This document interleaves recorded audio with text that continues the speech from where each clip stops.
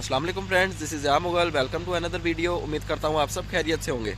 जैसा कि आप सभी को पता है कि सर्दी का सीज़न आ गया है। सर्दी के सीज़न में किए जाने वाले 5 ऐसे काम आज आपको मैं बताऊँगा जिनसे कि आपको इंशाल्लाह बहुत ज़्यादा फ़ायदा होगा।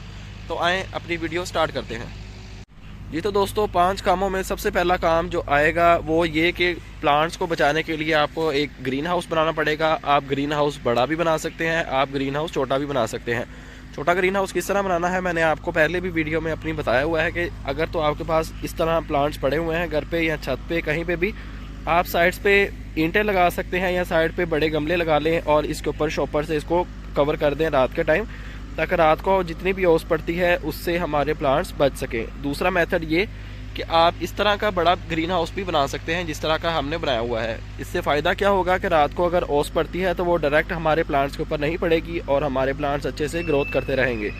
दूसरा बेनिफिट ये कि अगर आपने बीज लगाए हैं या आपने कोई कटिंग वगैरह लगाई है तो वो बहुत जल्दी अपनी रूटिंग एंड शूटिंग स्टार्ट कर देगी अगर तो आप उसको ह्यूमिडिटी वाले एरिया में रखेंगे, यानी कि अगर आप उसको ग्रीन हाउस में रखेंगे।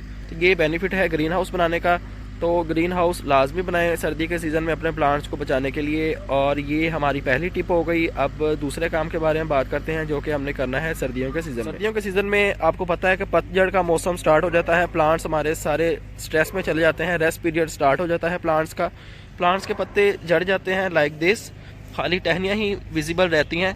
तो आपने करना ये है कि जितने भी आपके पास पत्ते जमा हुए हैं आपने उनको वेस्ट नहीं करना। आपने उनको इस तरह अगर आप पकड़ेंगे तो वो आपके हाथ में आ जाएंगे पत्ते सारे। आपने उनको कलेक्ट करते जाना है और उनकी बनानी है हमने लीफ कंपोस्ट। लीफ कंपोस्ट के बारे में बात करते हैं। इस तरह आपने एक ढेर बना लेना है लीव्स का, उनको टाइम टू टाइम पानी का शावर करेंगे। इसके अंदर आप किचन वेस्ट भी ऐड कर सकते हैं। इसके अंदर आप अंडों के छिलके, पत्ती वगैरह, किचन में जितना भी किस्म का वेस्ट होता है, फूलों के, फलों के छिलके, आप सब कुछ इसके अंदर ऐड कर सकते हैं। जितनी चीज़ें ऐड करेंगे इंशाल्लाह उतनी अच्छी आपकी खाद बन के आपको मिल जाएगी।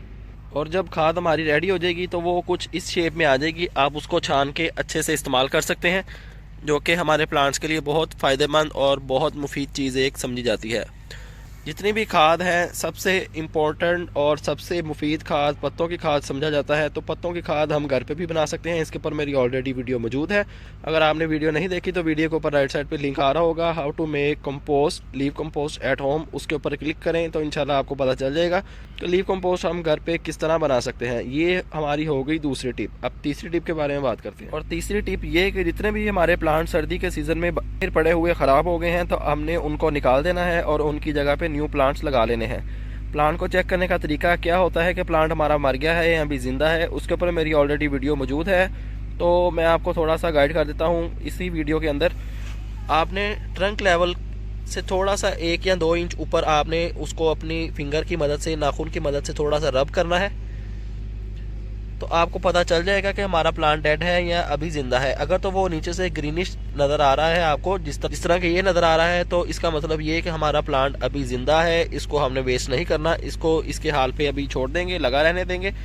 तो इंशाल्लाह जैसे ही फेब का महीना स्टार्ट होगा, बाहर का सीज़न आएगा, तो ये अपनी ग्रोथ को फर्दर बढ़ाना शुरू कर देगा। अगर तो हमारा प्लांट नीचे से ब्राउनिश नज़र आ रहा है या ब्लैकिश नज़र आ रहा है तो आपने उसको निकाल देना है और उसकी जगह पे हमने कोई न्यू प्लांट लगा लेना है।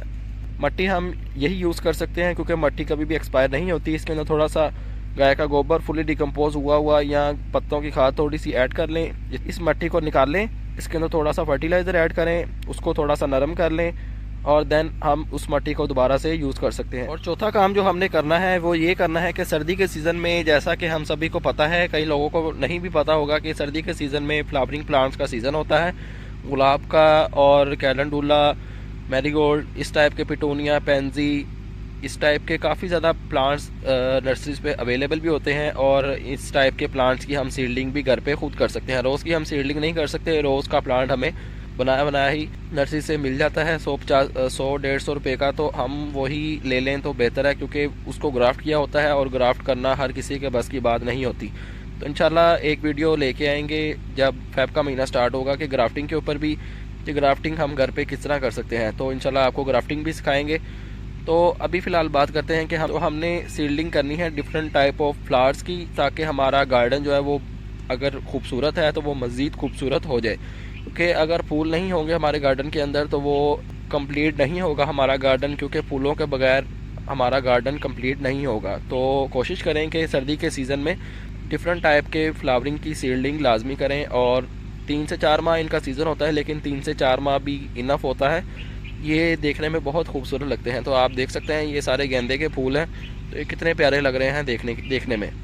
تو سیڈلنگ آپ نے لازمی کرنی ہے فلاورنگ پلانٹس کی. تو دوستوں 5ویں ٹپ یہ کہ آپ نے سبزیوں کی سیڈلنگ بھی کرنی ہے. سبزیاں آپ کسی ٹائپ کی بھی سبزی کی سیڈلنگ کر سکتے ہیں سردی کے سیزن میں. یہ سلاد پتہ ہے، اور یہ ہماری گوبھی پڑی ہوئی ہے، اور میں آپ کو ٹماٹر مرچیں بھی دکھاتا ہوں جو کہ ہم نے گرین ہاؤس کے اندر رکھی ہوئی ہیں. یہ دھنیا بھی لگایا ہوا ہے ہم نے. یہ گاجر کے پلانٹس ہیں، اور یہ ہمارا میتھی کا پلانٹ ہے.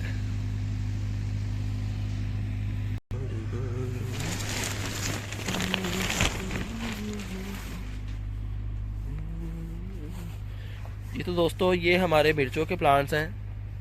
مرچ، ٹماٹر اور جتنی ٹائپ کی بھی سردیاں ہم گھر پہ اگا سکتے ہیں ان کا سیزن ہوتا ہے کہ سردی کا سیزن آنے سے پہلے ان کی سیڈلنگ کر لی جائے. اگر سردی کے دوران ہم ان کی سیڈلنگ کریں گے تو تھوڑا سا پرابلم ہو سکتا ہے. ہمیں ان کو گرین ہاؤس میں رکھنا پڑے گا تاکہ سیڈ ہمارا جلدی سے اگ جائے اور جلدی سے وہ فروٹنگ پہ بھی آ جائے ہمارا پلانٹ. تو یہ 5 ٹپ تھیں. ایک ٹپ میں اور ایڈ کرنا چاہتا ہوں آپ لوگوں کے ساتھ، وہ یہ ہے کہ سردی کے سیزن میں کٹنگ لگائیں آپ جتنی مرضی، تو انشاءاللہ آپ کو بہت اچھا رزلٹ دیکھنے کو ملے گا. میں اپنی زیادہ تر ویڈیوز میں آپ کے ساتھ شیئر کرتا رہتا ہوں کہ کٹنگز لگائیں. تو آپ لوگ کٹنگز لگایا کریں تاکہ آپ کے پلانٹس بھی پروپاگیٹ ہو سکیں. پلانٹس کو پروپاگیٹ کر کے آپ سیل آؤٹ بھی کر سکتے ہیں اور پیسے بھی کما سکتے ہیں. دوسرا فائدہ یہ کہ پلانٹس کو پروپاگیٹ کریں اور اپنے دوستوں کو پلانٹس گفٹ کریں تاکہ ان کے اندر بھی گارڈننگ کا شوق پیدا ہو اور وہ بھی ڈیفرنٹ ٹائپ کے پلانٹس اپنے گھر پہ لگا سکیں. تو یہ کچھ 5-6 ٹپس تھیں، میں نے سوچا آپ کے ساتھ شیئر کرتے چلیں. امید کرتا ہوں آپ کو ویڈیو پسند آئی ہوگی. چینل پر نئے ہیں تو چینل کو سبسکرائب لازمی کر لیں اور بیل آئیکن بھی پریس کر لیں. کٹنگ لگانے کے اوپر بھی میری آلریڈی ویڈیو موجود ہے کہ ہم کٹنگ کس طرح لگا سکتے ہیں، نوڈ ایریا کیا ہوتا ہے، کمپوسٹ کے اندر ہم نے کٹنگ کس طرح لگانی ہے. ان ساری باتوں کے اوپر ایک ڈیٹیل ویڈیو موجود ہے. ویڈیو کے اینڈ پہ میں لنک مینشن کر دوں گا، اس کو دیکھ کے آپ کا یہ کنسیپٹ بھی کلیئر ہو جائے گا. اگر کوئی بات رہ گئی ہے تو آپ ویڈیو کے نیچے کمنٹ کر سکتے ہیں. انشاءاللہ اس کا آنسر بھی آپ کو جلد از جلد مل جائے گا اور آپ کا کنسیپٹ کلیئر ہو جائے گا. تو آپ سے ملاقات ہوگی انشاءاللہ نیکسٹ ویڈیو میں کسی نئے ٹاپک کے ساتھ. اپنا خیال رکھیے گا. تب تک کے لیے اللہ حافظ.